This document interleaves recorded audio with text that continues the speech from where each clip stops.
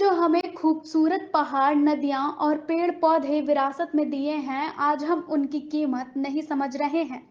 पहले मनुष्य इसी धरती की गोद में पलता-बढ़ता था, मगर जैसे-जैसे मनुष्य विकास करता गया, वह इन्हीं प्राकृतिक संसाधनों का हितैषी हो गया, जिसका दुष्परिणाम मनुष्य को प्रकृति के कहर के रूप में मिल रहा है।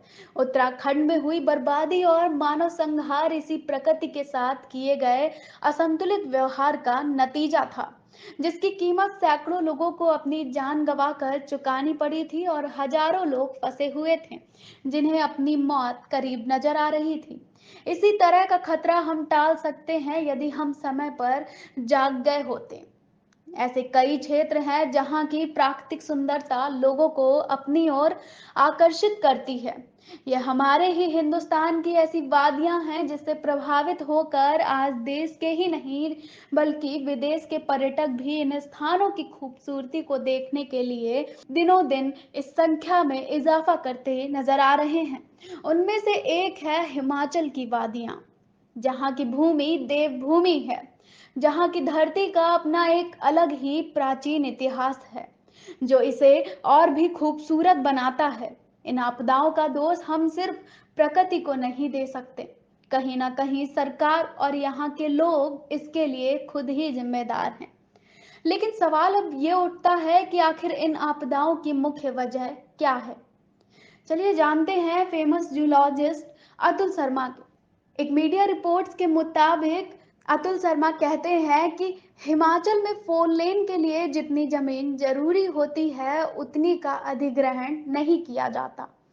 ऐसा पैसा बचाने के लिए किया जा रहा है। कम जमीन के कारण सड़क किनारे जितनी भूमि खाली छोड़नी जरूरी होती है वह नहीं छोड़ पाते हैं। वहीं वर्टिकल कटिंग से भी बचना हो तो इसके लिए ज्यादा जमीन जरूरी होती है, मगर पर्याप्त जमीन होने के कारण ऊंचे ऊंचे पहाड़ों की वर्टिकल कटिंग की जा रही है। यही फोर लेन किनारे तबाही का कारण है।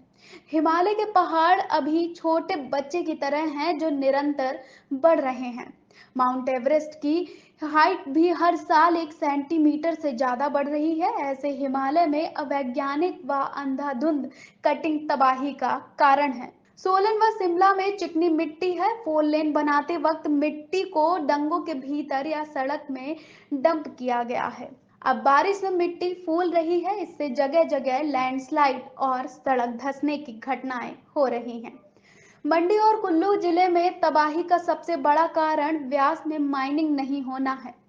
सालों से माइनिंग नहीं होने से रिवर बेड फैलता जा रहा है। जो पानी नदी के बीचों बीच बहना चाहिए वह नदी के किनारों पर बहकर तबाही मचा रहा है। इससे बचने के लिए माइनिंग जरूरी है।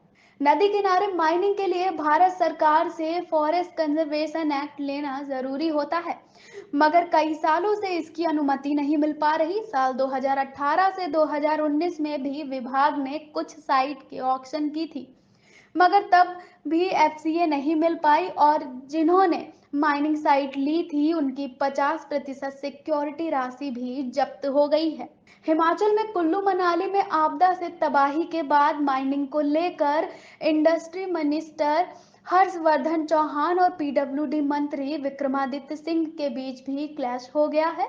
विक्रमादित्य सिंह ने अवैध माइनिंग को ब्यास की तबाही का कारण बताया था। इसके बाद हर्षवर्धन चौहान ने विक्रमादित्य के इस बयान को बचकाना बताया था। इन हालात में तबाही के लिए पूरी तरह कुदरत को दोष देना सही नहीं है। कहीं ना कहीं मानवीय चूक भी इसके लिए जिम्मेदार है। हिमाचल सरकार को इस तबाही से सबक लेने की जरूरत है।